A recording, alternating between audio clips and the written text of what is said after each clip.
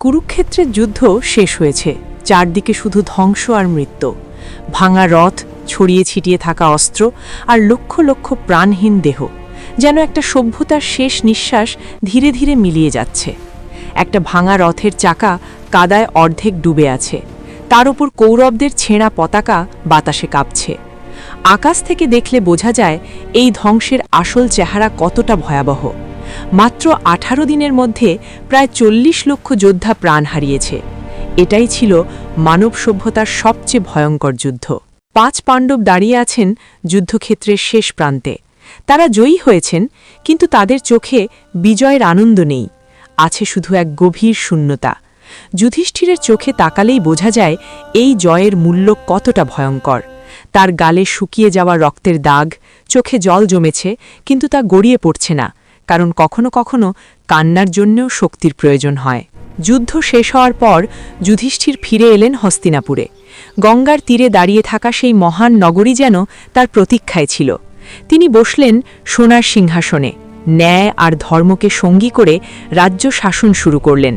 কিন্তু তার চোখে সবসময় এক অদ্ভুত ক্লান্তি লেগে থাকত, যেন মুকুটের ভার শুধু তার মাথাতেই নয়, তার আত্মার ওপরেও চাপ সৃষ্টি করছে।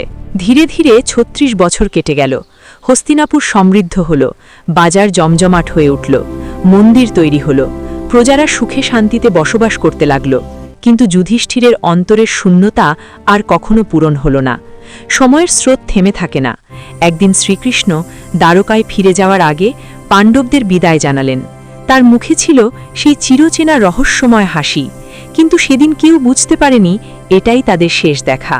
দ্বারকা সমুদ্রের বুকে ভাসমান এক স্বপ্নের নগরী। সোনার চূড়া, মার্বেলের প্রাসাদ, হাজার হাজার আলোর ঝলক, যেন স্বর্গেরই এক প্রতিচ্ছবি।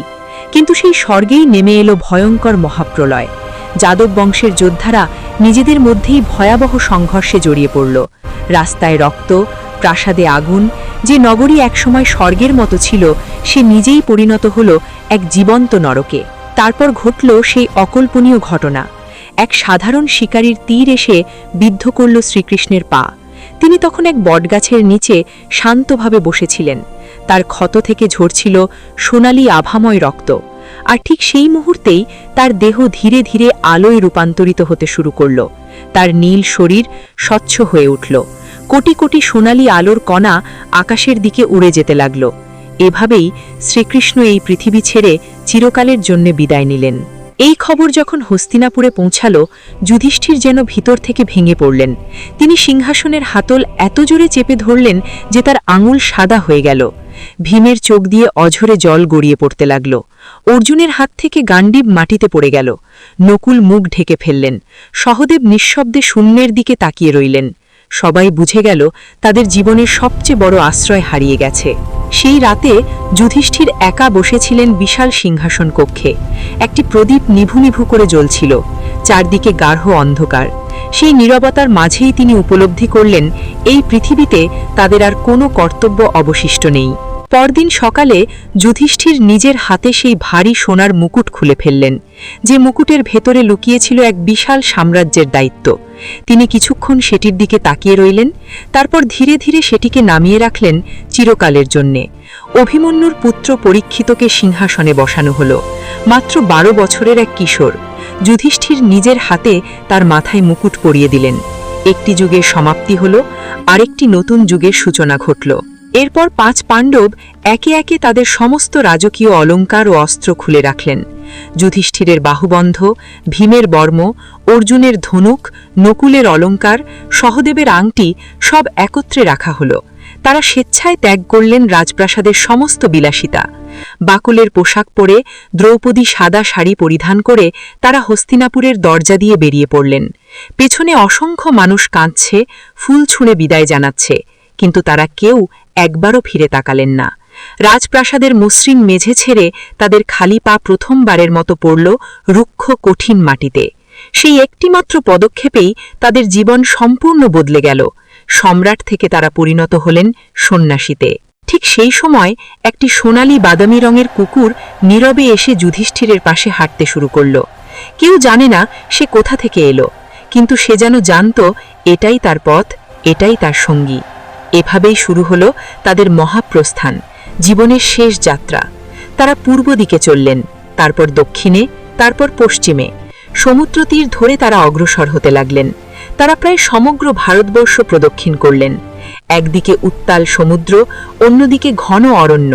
প্রকৃতির অপরিসীম বিশালতার সামনে তারা 6 জন মানুষ আর একটা কুকুর কতটাই না ক্ষুদ্র। দক্ষিণের তপ্ত মরুভূমিতে সূর্যের তাপ তাদের শরীর ঝলসে দিচ্ছিল, গলা শুকিয়ে আসছিল, তবুও তারা থামেননি। কুকুরটিও তাদের সঙ্গ ছাড়েনি। অবশেষে তারা উত্তর দিকে এগোলেন। সামনে দৃশ্যমান হল হিমালয়ের বিশাল পর্বতমালা, বরফে আচ্ছাদিত, আকাশ ছোঁয়া এক প্রাচীর, যেন পৃথিবীর শেষ সীমা। সেই পর্বতে আরোহণ শুরু হলো, আর সেখান থেকেই শুরু হলো পতনের অধ্যায়। প্রথমে দ্রৌপদী, তারপর সহদেব, তারপর নকুল, এরপর অর্জুন, সবশেষে ভীম।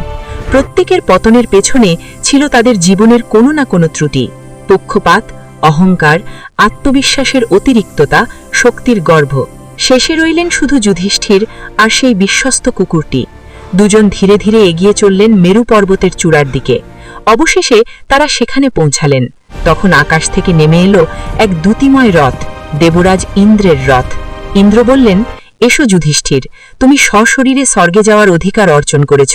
যুধিষ্ঠির উপরে তাকালেন, তারপর নিচে সেই কুকুরটির দিকে। তিনি শান্তভাবে বললেন, এই কুকুরটিকেও আমার সঙ্গে নিতে হবে, সে আমার সঙ্গী, আমি তাকে ত্যাগ করতে পারি না। ইন্দ্র বললেন, স্বর্গে কুকুরের স্থান নেই। যুধিষ্ঠির উত্তর দিলেন, তাহলে আমারও স্বর্গের প্রয়োজন নেই। ঠিক সেই মুহূর্তেই কুকুরটির দেহ থেকে আলোকছটা বিচ্ছুরিত হতে লাগল, আর তার প্রকৃত রূপ প্রকাশ পেল। তিনি স্বয়ং ধর্মদেব, যুধিষ্ঠিরের পিতা। এটি ছিল যুধিষ্ঠিরের শেষ পরীক্ষা, আর তিনি তাতে উত্তীর্ণ হলেন। অবশেষে যুধিষ্ঠির স্বর্গে প্রবেশ করলেন, কিন্তু সেখানে তিনি দেখলেন দুর্যোধন সিংহাসনে বসে আছেন, অথচ তার ভাইরা কোথাও নেই। তিনি বিস্মিত হলেন, তারপর ক্ষুব্ধ হলেন।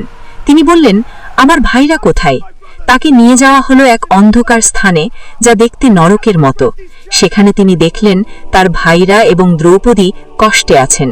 তখন যুধিষ্ঠির দৃঢ় কণ্ঠে বললেন, আমি এখানেই থাকব, আমার প্রিয়জনদের ছেড়ে আমি স্বর্গে যেতে পারি না। আর তখনই সমস্ত দৃশ্য ভেঙে পড়ল, অন্ধকার মিলিয়ে গেল, সবকিছু আলোয় ভরে গেল, কারণ সেটাও ছিল আরেকটি পরীক্ষা। শেষ পর্যন্ত সবাই একত্রে স্বর্গে মিলিত হলেন, শত্রু মিত্র ভেদ মুছে গেল। মহাভারত শুধু একটি যুদ্ধের কাহিনী নয়, এটি মানুষের অন্তরের যুদ্ধের গল্প।